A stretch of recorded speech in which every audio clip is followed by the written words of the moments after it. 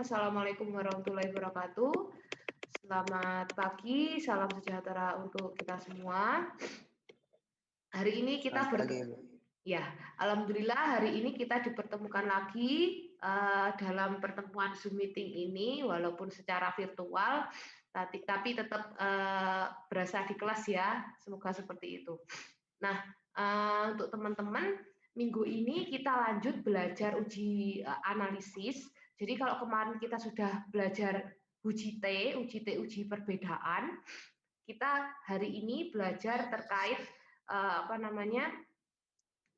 analisis regresi. Jadi untuk yang analisis menggunakan uji T kemarin kan sudah saya share. Itu kalian sudah belajar belum? Ada yang ingin ditanyakan tidak terkait uji T? Silakan. Uji T itu uji perbedaan. Saya sudah unggah di Google Classroom untuk materinya. Saya sedikit review aja ya. Oke, saya sedikit review terkait uji T. Nanti barangkali teman-teman ada yang lupa terkait uji T. Nah, nanti untuk pelaksanaannya kita minggu depan coba pakai SPSS untuk uji T sendiri. Tools-toolsnya, prosedur SPSS-nya sudah saya berikan di sini ya. Nanti kita belajarnya menggunakan ini juga nantinya. Oke, yang uji T dulu. Nah, uji T ini untuk menganalisis hipotesis perbedaan, hipotesa atau hipotesis sama. Nantinya kalau misalkan tujuan analisisnya berupa komparasi atau hubungan, komparasi itu perbedaan. Nah, nanti tinggal dilihat dia jumlah sampelnya berapa, 2 atau lebih dari 2 atau hanya 1. Nah, kalau misalkan berhubungannya itu secara apa? Contohnya, misalkan dia secara bebas, berdiri sendiri atau berpasangan atau memang ada hubungannya. Kalau hubungan itu nantinya terhadap kayak gitu, jadi menuju. Nah, nanti pengujian uji statistiknya bisa dipilih menggunakan seperti ini ya. Kalau untuk melihat hubungan, dia mau lihat sebab akibatnya bisa pakai linear atau korelasi Pearson. Nah, secara garis besarnya perbedaan itu maunya melihat variabel A dan variabel B perbedaannya di mana. Misal ada contoh kasus eksperimen ya. Kalau eksperimen masih berupa tentang berhubungan dengan hipotesis nantinya. Misalkan kita mau melihat pengaruh penggunaan beton habis bakar, maksudnya habis terkena kebakaran gitu loh ya. Jadi beton sisa yang habis kena kebakaran sama beton yang habis pakai. Jadi rumah yang dirobohkan kayak gitu. Itu efektif yang mana? Nah, kita mau melihat perbedaannya di keduanya. Bisa pakai uji T ini untuk caranya menghitung gitu. Jadi kasarannya seperti itu ya uji T sendiri. Nah, ini untuk melihat hipotesis komparatif itu uji perbedaan. Menguji untuk digunakan uji T ini untuk hipotesis komparatif. Nah, digunakan juga untuk sampel kecil, varian populasinya tidak diketahui dan varian populasinya tidak diketahui. Dan juga ini masuk di parametrik. Jadi dilihat file yang sudah saya berikan, yang sudah saya jelaskan sebelumnya antara analisis parametrik non parametrik. Jadi parametrik itu apa saja, non parametrik itu apa saja. Silakan membedakan min kelompok rata dari kelompok. Jadi nantinya dia akan membedakan kayak tadi contoh yang saya berikan tadi. Dia mau melihat perbedaannya itu aja. Nah, kemarin di kelas yang lain itu ada yang tanya ke saya, Bu, misalkan saya mau menggunakan analisis untuk ngecek satu penelitian, apakah wajib menggunakan uji T atau menggunakan regresi? Saya bilang tidak. Jadi untuk uji T dan regresi sendiri itu biasanya kastanya itu ada di bawah ya. Nanti kalau ada yang lebih tinggi lagi itu ada. Kalian lihat di materi statistik parametrik dan non parametrik yang saya berikan. Nah, tujuan saya memberikan uji T dan regresi sebab keduanya itu yang sering digunakan kalau misalkan di teknik sipil sendiri kayak gitu. Jadi sipil sendiri itu tidak sampai rumit untuk analisisnya, sampai ke ANOVA, ANAKOVA, peta analisis, nggak sampai seperti itu. Itu biasanya memang digunakan kalau variabelnya banyak, dan itu kalau untuk teknik enggak. Biasanya digunakan di dunia pendidikan, medis, sosial seperti itu. Untuk ANOVA, PET, ANAKOVA, dan seterusnya seperti itu. Nah, untuk di sipil biasanya dipakai keduanya itu, hanya JT sama analisis regresi. Jadi nanti teman-teman tinggal memilih nanti pakainya pasnya yang apa. Soalnya mengingat variabel yang digunakan untuk di sipil sendiri biasanya cuma 3 variabel. Itu biasanya 2X, 1Y, seperti itu. Mentok sudah di situ untuk eksperimennya. Nggak sampai 3X, jarang 3X. Biasanya sampai di regresi ganda, kayak gitu toh. Nah, ini untuk uji T ya, jadi tinggal perbedaannya dan contohnya sudah saya berikan tadi. Oke, nanti kalau misalkan mau tanya di akhir aja ya. Oke. Saya lanjutkan hari ini yang tentang regresi. Oke. Analisis regresi. Jadi analisis regresi ini agak beda dengan yang uji T tadi. Kalau uji T kan fokus di perbedaannya. Kalau untuk analisis regresi ini itu untuk melihat pengaruhnya. Jadi regresi sendiri itu ada dua, namanya regresi linier dan regresi berganda. Jadi kalau untuk regresi linier itu merupakan salah satu teknik atau alat yang digunakan untuk mengetahui pengaruh variabel bebas terhadap satu variabel tak bebas. Nah, untuk penjelasan lebih mendalam terkait variabel sendiri itu nantinya akan dibahas di metode penelitian kayak gitu ya. Untuk statistik sendiri dia lebih berfokus kepada ke analisisnya.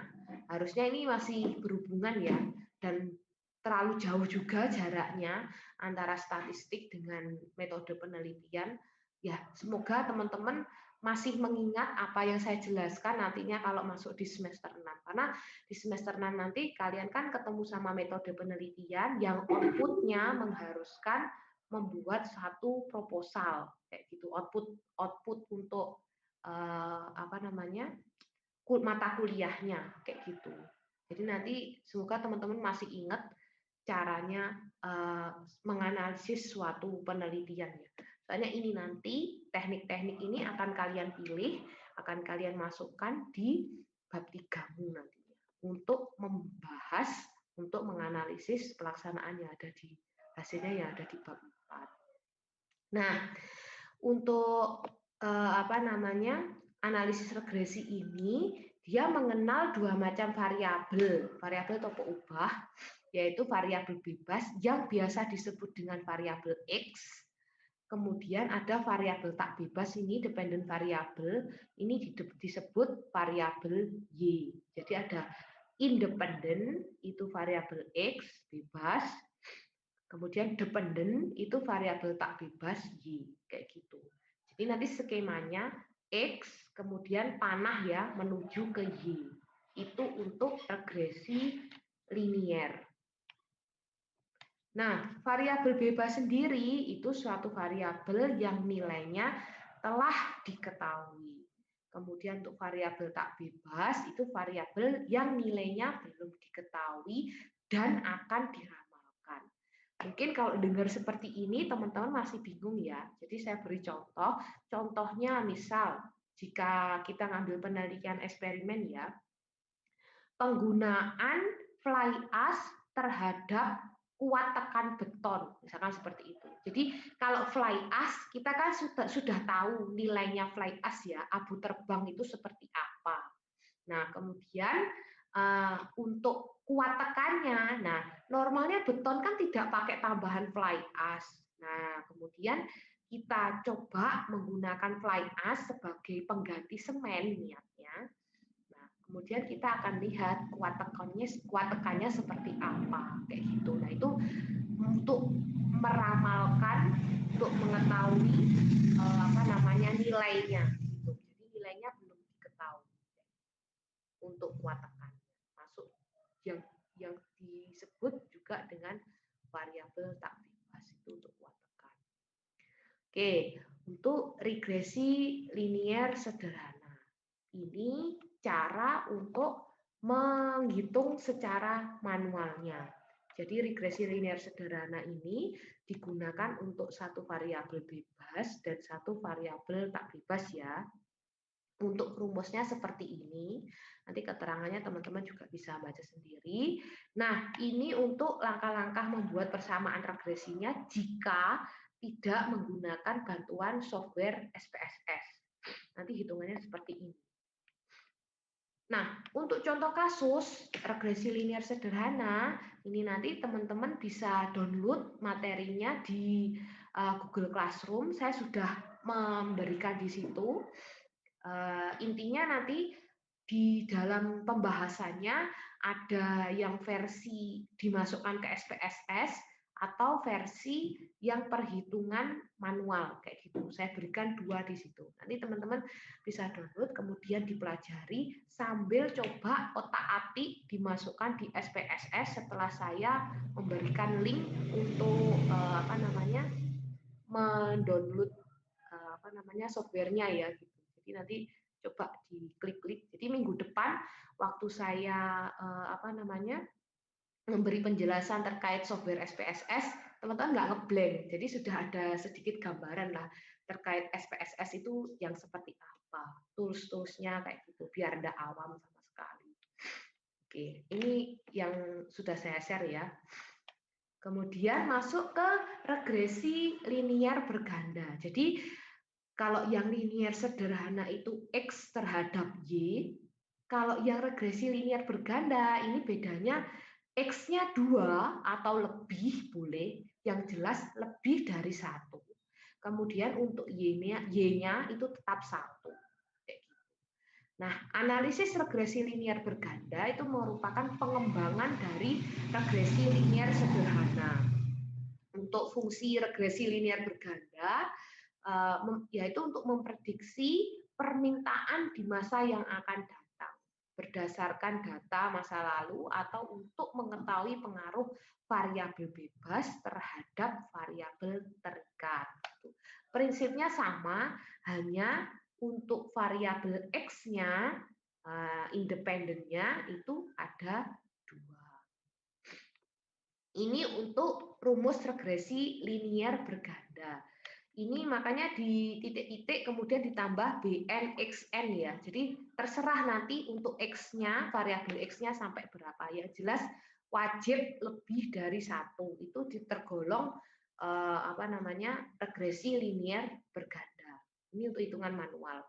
Nah, kalau misalkan dia pakai 3 prediktor, kalau 3 prediktor berarti nanti rumusnya B3X3 sampai di situ. Jadi B1X1 sampai B3X3 kayak gitu. Oke. Kemudian ini untuk langkah-langkahnya seperti yang di awal tadi, dia menentukan tabel penolong dulu, kemudian masuk di uji hipotesisnya, bisa menggunakan rumusan yang apa namanya? Rumusan tadi yang menggunakan rumus maksudnya secara manual atau mau menggunakan SPSS, bantuan SPSS boleh.